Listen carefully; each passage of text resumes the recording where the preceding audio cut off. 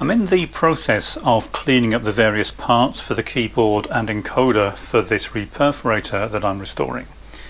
And one of the main tasks in restoring old equipment like this, and this is best part of 100 years old, and one of the main issues in trying to restore these is cleaning the various parts.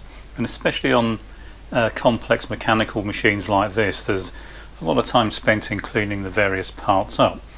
And I just wanted to show something before we get on to reassembling this, and that is how much effort it can take in cleaning this. You'd think it would just be a case of cleaning the grease off, quick wipe, and you'd be done. Unfortunately, that's not really the case, and I've kind of touched on this before, but one of the biggest issues I have in cleaning this type of equipment is getting the nicotine off. In the sort of decades that have gone by since this was made, then smoking was a very common thing in the workplace, and I've got a feeling this particular machine was in a chain smokers convention facility or whatever it was. There's a massive amount of nicotine on this machine, and it's taken quite a lot of effort to clean this up. So I've now got to the point where it's pretty much done. Just an example here of a couple of before and afters. So we've got the before, not in terrible state, it looks just a bit dirty, and then after, as you can see, it polishes up and cleans up extremely nicely. So this is going to be quite a nice looking machine when it's done. But it's surprising how much effort it takes to get from this to this, and it's mostly down to the nicotine. But having said that, although it's kind of irritating having to clean nicotine off old machines, in some ways it's acted as a preservative. One of the reasons that they do clean up this well is because they're coated in nicotine, and it's actually acted to preserve and protect the various parts from corrosion. So it's a bit ironic, but either way I need to clean it off if I'm going to make this machine presentable. So what I'm going to do is just quickly demonstrate how bad this can actually be. So I'm going to start with a clean piece of kitchen towel. I'm just going to apply a small amount of metal polish to the cap, and this is the easy part. This is the bit that you kind of expect to have to do. So just a couple of minutes doing this, and then we'll have a quick look, see how it appears. So about 2 minutes later, and it's polished up very nicely. Not too much dirt on the towel. What I'm going to do now is clean off the actual bar. Now this has already been, I put this into the parts washer, took it apart and washed all the parts separately. I used a fairly stiff scrubbing brush in a very strong detergent, put it through probably 3 or 4 times, but even so, if I now try and clean this off, so clean bit of kitchen towel, just putting a bit of cleaner onto the part, so just a bit of cleaner on the corner there, and if I start trying to clean this, you'll see that very quickly we accumulate quite a lot of dirt. So if I go all the way down this, then you can see this is how much nicotine is coming off this, and I can go over this again, so get some more cleaner on this. Okay, and then come back, go over it again.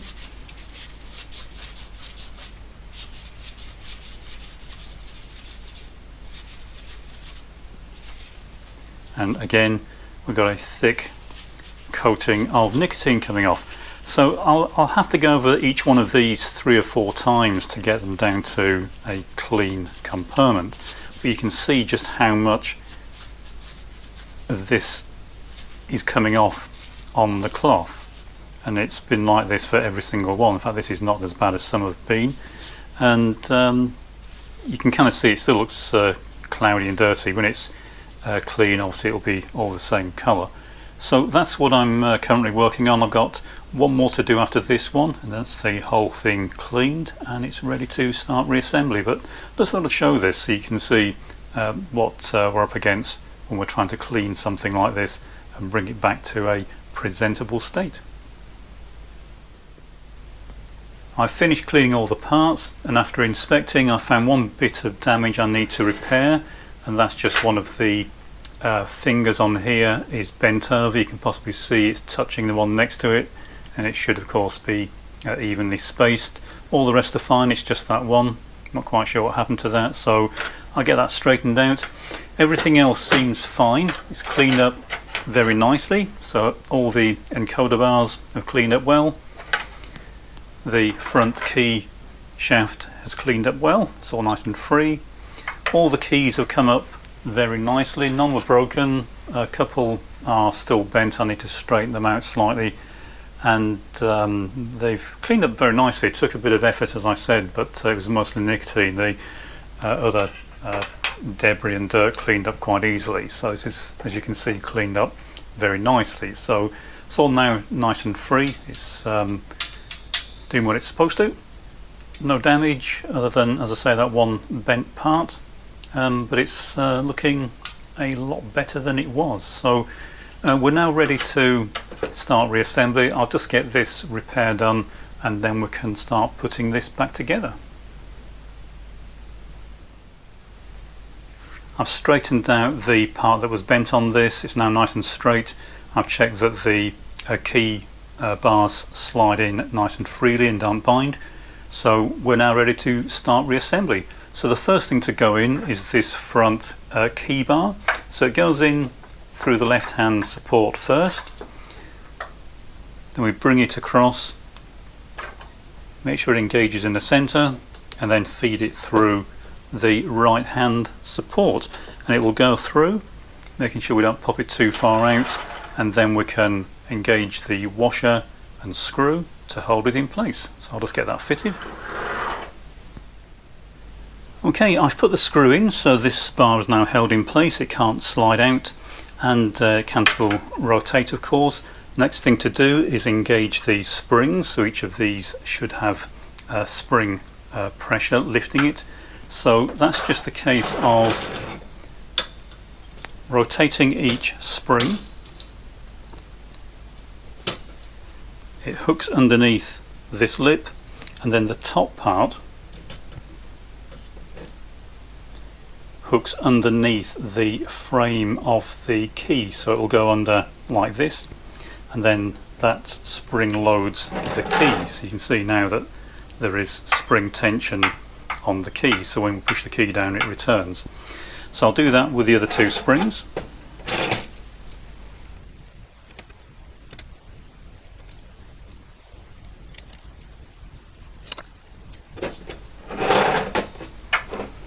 Okay, and the keys are now spring loaded. Of course there's nothing stopping them going up because the rest of the parts aren't there. But these are now in place. The next thing I have to do is fit the encoder bars. So we start off with the front encoder bar. So that's the one without the riser on it. So that's this one. If you remember, the writing that's on it goes to the back. So this is the back and the front is facing us. So this now just goes into the slot. There's a slot at the front, so it goes in the right hand side. So it goes through the end slot on the right hand side. There's a stop going too far. And then on this end we need to put the locking plate back in place. That's just held in place with two screws. One screw's already in, I just slackened it off. That engages with this fork, and then the screw at the top goes in here, and that stops this from falling out. I just need to clean this up. I'll get it refitted, and then we can fit the rest of the encoder bars. I fitted the front encoder bars. So if you recall, this is the bar that stops the keys from being depressed when it's not allowed. This engages with a stop that stops it from sliding all the way out, which is why you need to take the end off to remove it. But this sprung plate here is meant to give a kind of positive ident for this. It should kind of click into place, but it's not doing it. It's not really touching it. You can't push it down any further. In fact, this locking plate or captive plate at the end has got slots in it. You adjust it so that there's just a small amount of vertical play when you fit it. but it goes all the way down, and it's not touching that sprung plate. So I need to take this back out and adjust this spring to make sure that this kind of clicks into place rather than just floating freely like this. If you leave it like this, there's a possibility when it's trying to print that this can move and prevent keys from being pressed when it's idle. When it's sitting there waiting for a key press, you might find some of the keys won't go down, and that's probably why. So I'll take this off, adjust this spring, and try again. I've adjusted the spring. It doesn't want to be too stiff, otherwise it can interfere with the movement of the encoder bar. So you can see I haven't put the end captive plate on yet. You can see this now moves up and down, but it only just engages with the spring. It's not bending the spring a long way. That would also wear the spring out very quickly. So we'll put the end plate back on, readjust it so that it's pushing the encoder bar pretty much all the way down. There wants to be a small amount of slack, but not very much. So there should be a small amount of vertical plate. And now when we push this, it should click into position, which is how it's supposed to work. Before it was just floating about. So I'll get this screw fully tightened, and then we can spin this round and start fitting the remaining encoder bars. Okay, so that's now fitted correctly. It's worth checking these things as you assemble, because small things like that can make the machine behave in a very odd manner, and you might be wondering why it's not working when it appears that it should. So that's now fine.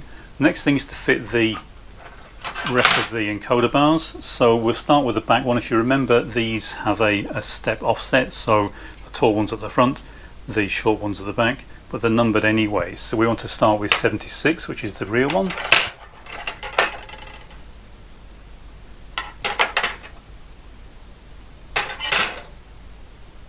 So this is 76. It goes into the rear slot.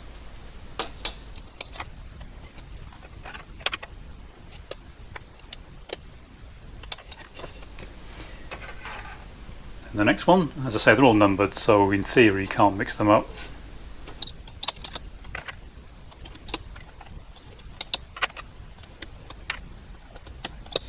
Okay, that's all the encoder bars fitted. They all slide nicely. So the next thing is to start fitting the keys. Doesn't really matter what order you fit these in. It matters where they go, but you can put them in any order you want. It's just easier to start in a particular sequence and follow it all the way through. If you just start fitting them randomly, you end up having to jiggle them around to get them to clear each other. So all I'm going to do now is fit them. I'm going to start at the left. It doesn't really matter whether you start at the left or the right, but I'm going to start fitting them. And the first slot, I did mention when we took these out that you need to be careful to get these in the correct slots, otherwise you'll end up with them offset and you'll get weird characters printing, or it just won't work at all. So the first slot is actually empty. The next one is a link bar, so that's one of these, and that goes in it's actually the second slot that we're going to start in. And we need to engage the front fork on this with the ZIF key tab. So that goes on and engages here. And then when we push this down, it should lower this. It's sprung loaded. Normally this is sprung upwards and it pivots on the front. So that's the first bar. Make sure they go all the way down. So if we push all the encoder bars all the way to the right, or at least as far as they'll go, we should be able to push this all the way down. Then we push the encoder bars back, they should be captive, so we know that the link bar's going all the way down. So next thing is the first character key, and that's the Z1 key. So I need to find the Z1 key, or the ZI key, and that's this. So that goes into the next slot.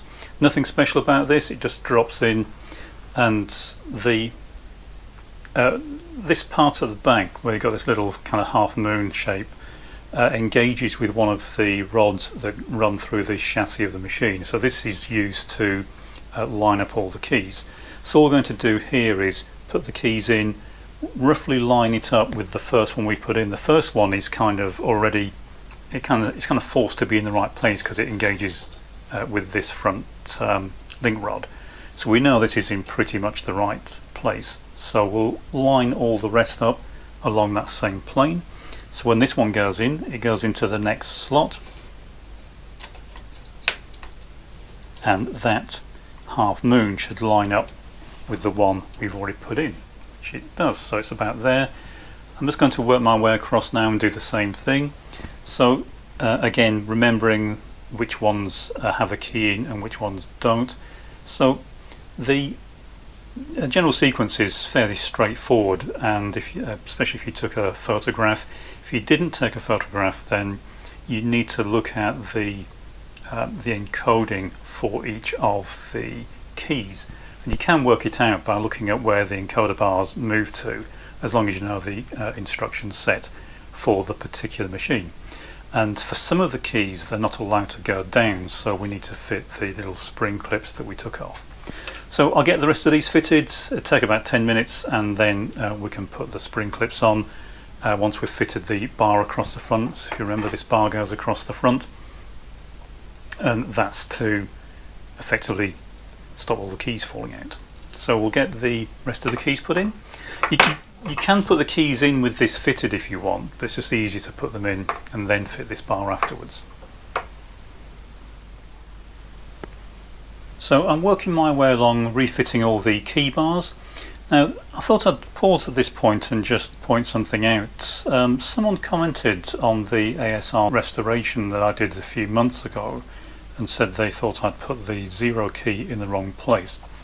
The ASR 33 has a bit of an odd way in that it identifies the 0 and the O key backwards compared to modern machines.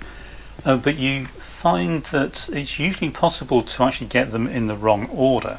So when we come to fitting the keys, we've got the L key comes, so you'll have the comma. We should then have the O key, and then the L key, and then the 0 key.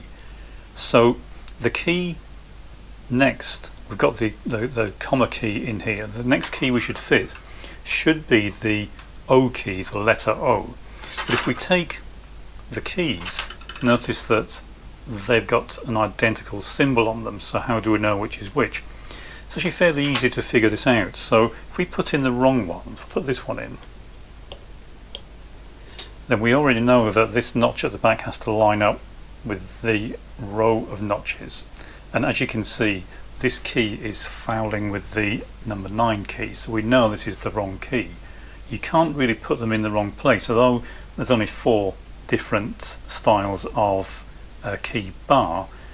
Because of the order of the keys, it's actually impossible to put the wrong one in, or at least it's impossible to put it in and not realise, perhaps I should say. So if I get the correct key, this is the letter O key, it's got the same symbol, but if we now put this in and line it up, notice it's now in the correct line of keys. And then the next key we want to put in is the L key, so we'll put that one in.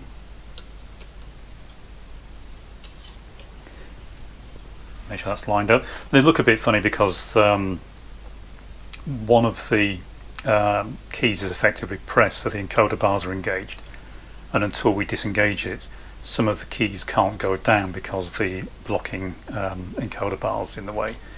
So they're at different heights, but as long as they're in the right row, that's fine. So once we've got the L key in, the next key to go in is now the O key. So they're fairly close together on the keyboard, but you can't really put them in the wrong way around. If we now put that key in, notice it's now in the correct row next to the 9.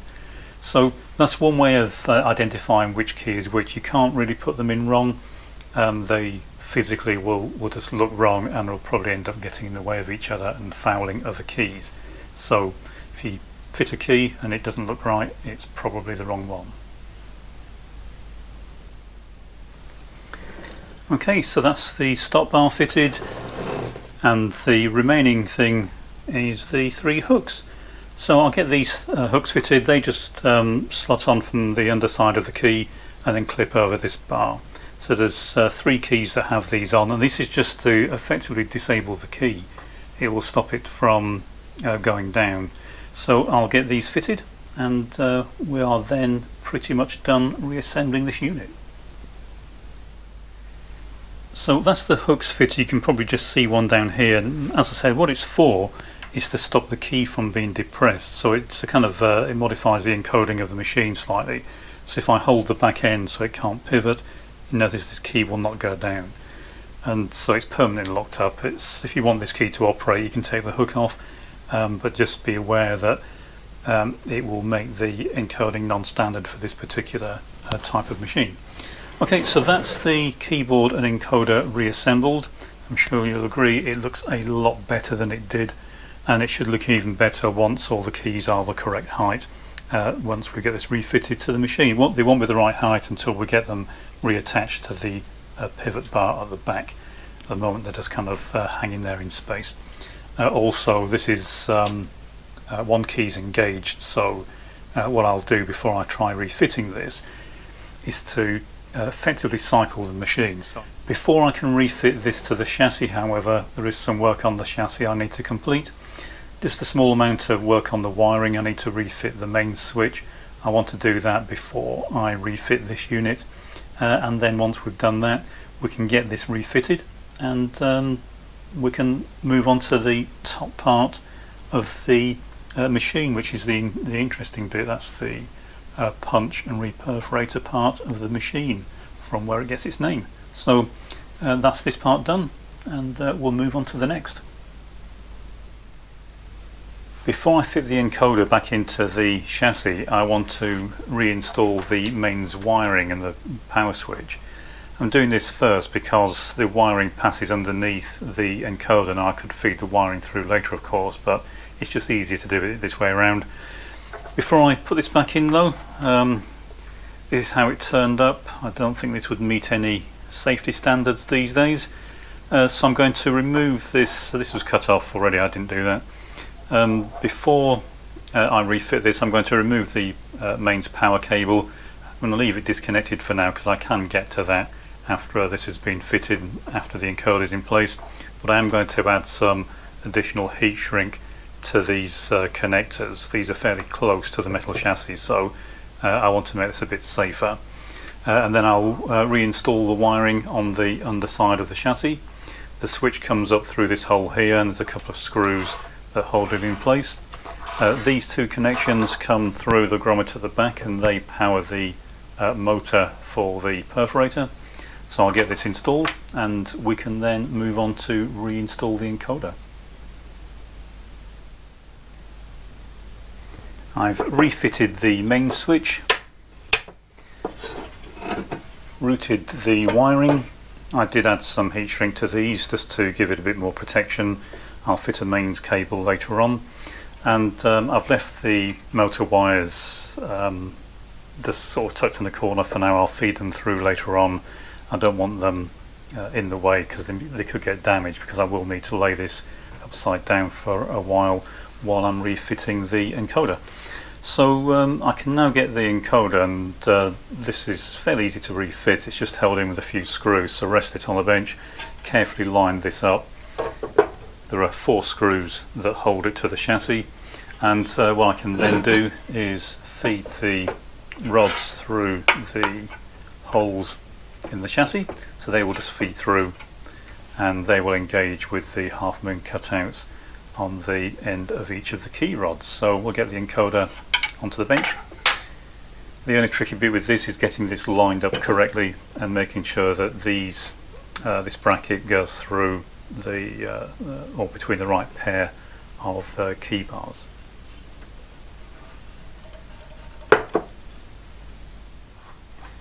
So I've lowered the chassis back down onto the encoder, and what I need to do now is just put a couple of screws in. I'll flip this over and make sure that I've got the bracket that I showed going between the correct pair of key bars, because if they're on the wrong ones then they'll be skewed across and the keys won't operate properly.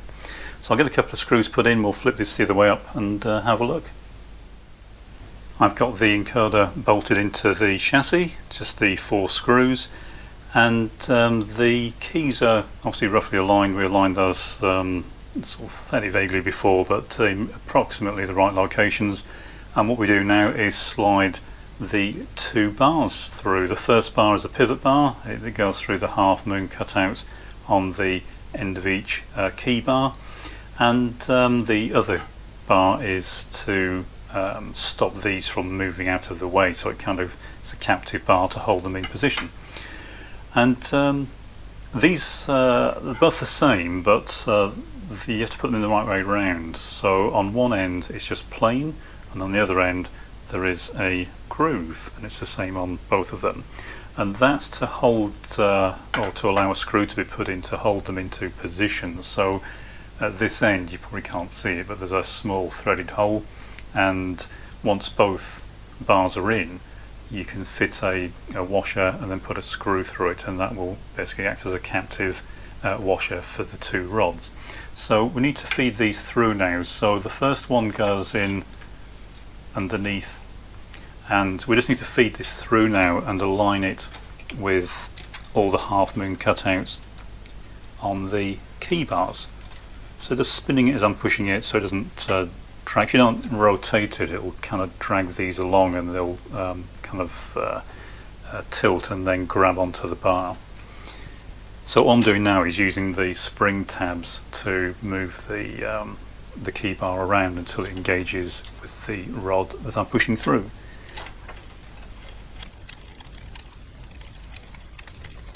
So hopefully you can see what I'm doing. My hand's in the way. I appreciate that. Unfortunately I can't reach it if I don't get in the way, so hopefully you can see what I'm actually doing. And once we get to that point, it goes through the first hole on the bracket, and then we go on to the next group.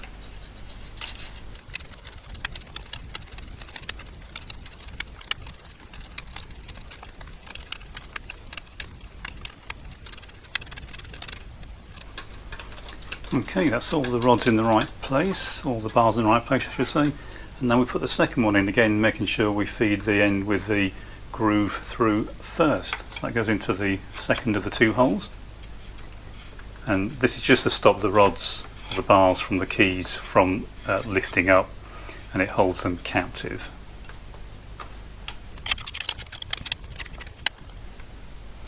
Okay, what we can do now is put the washer into position, and it engages with the 2 grooves on the 2 bars.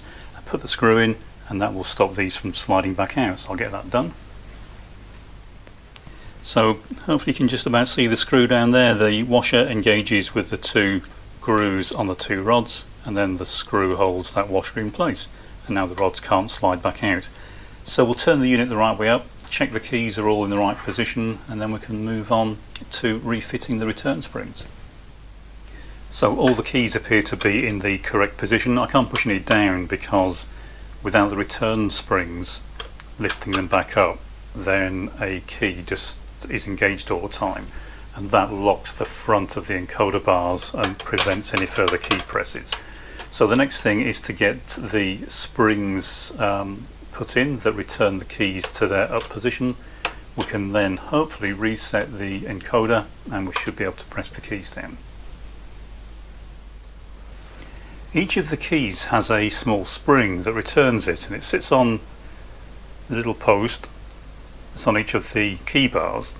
This engages with a screw that's in this plate, and this plate bolts onto these 2 standoffs.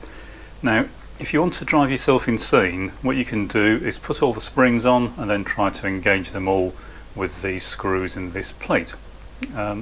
It'll drive you insane if you try and do that. It's just far easier and quicker just to take all the screws out and then fit the springs one at a time and then refit the screw. And it doesn't take very long. It's 2 minutes to get the screws out, and it's better than spending 3 hours swearing at the machine and ending up with springs sticking out of your eyeballs. So that's what I'm going to do. I'm going to take all the screws out, I'll bolt this plate into position, and then we can start refitting these springs. I've removed all the screws from the plate. Took about 2 or 3 minutes. It's well worth doing it this way. I can now bolt this into position. One word of caution if you do this: one of the screws is longer than the others, and that's because it goes down and engages with the there's a little slot, a little spring locator on one of the link bars. In fact, it's on all of them because they're all the same, but one of them's actually used to increase the spring pressure on that particular bar. So make sure the long screw is in that position, otherwise the spring will pop out or fold over and the key will stop working. So it's just looking from the front with it upside down, it's the first one on the row closest to us. So okay, I'll get this bolted into place and we can start refitting the springs. Okay, I've bolted that bar into place. I've spun the unit round so the back's facing us, and all we have to do now is take the springs, pass them through the holes in the plate, make sure they engage on the little tab on the key bar, and then we can refit the screw so it passes into the spring, of course, push it down and then tighten the screw. So the post on the screw holds it into position, and that will return the key. So I'll do that with the rest of them. I won't bore you making you watch me do that. It only takes 10 minutes. I'll get the rest fitted, and we can then flip it the right way up and see if the keyboard actually works. That's all the springs refitted, so we'll flip the unit back over and see if we can get the keyboard to reset. Assuming we haven't made any errors, we should now be able to get the keyboard to go into its idle reset mode, so all the keys should be functional. Okay, in theory this encoder and keyboard should now function as far as being able to press the keys down and the encoder bars take on the required codes. We do need to kind of shuffle these into the correct location. These are normally attached to the Reperforator, which locates them, and at the moment of course there's nothing to properly position them. So the way this in general should work is we have the 2 keys at the front that determine the character set that we're going to use.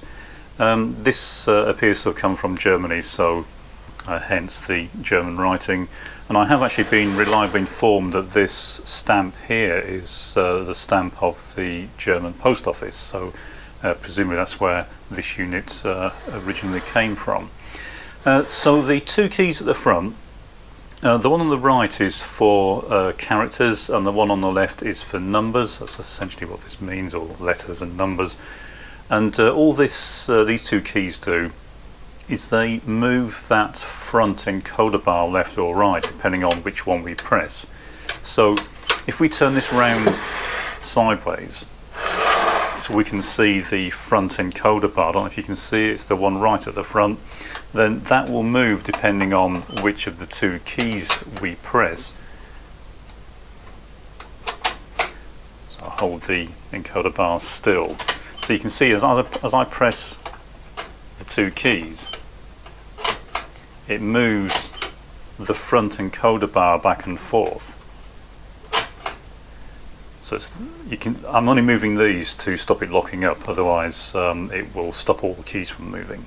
But you can see hopefully that front encoder bar will go one way or the other depending on which of these 2 keys we press. So that selects the 2 character sets that this unit supports. So if we press the right hand one, we should be able to press the letter keys. In fact, we should be able to press all the keys. But I will need to keep moving the encoder bars back to their start position. But what you'll see is depending on the key I press, these encoder bars will take on a particular pattern, and it will be different for each of the keys.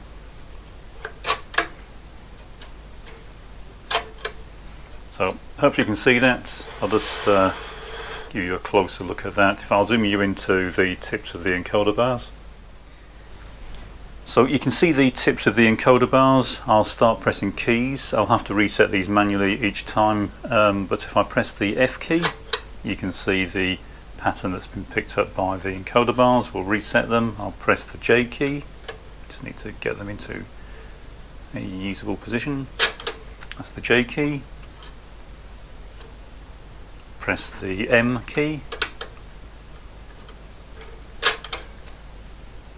And one more, we'll press the X.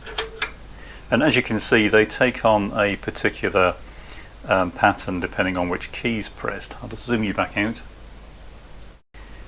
So currently the unit is in letter mode, so it will allow us to push down the letter keys.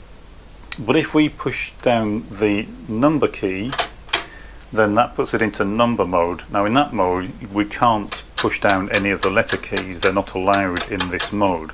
But we can push down the number keys or any of the other symbol keys. So if we push down the plus key, for example, that will work, but none of the letter keys will. And the only way we can get the letter keys to work again is to put it back into letter mode, and then the letter keys will now function. So that's it appears to be working. It's doing what it's supposed to. The only other thing is this little tab at the back. For every single key that's pressed, that should move across. That's the kind of start cycle indicator. It's sprung back inwards. So if I pull this out and I press a key, then you'll see that it moved back, and it will do that irrespective of which key I push down. And that starts the cycle for the Reperforator. So it appears that our encoder and keyboard is now working. Hopefully you'll agree it already looks a lot better than it did. So the next step in the next video is to move on to the Reperforator itself and start work restoring that.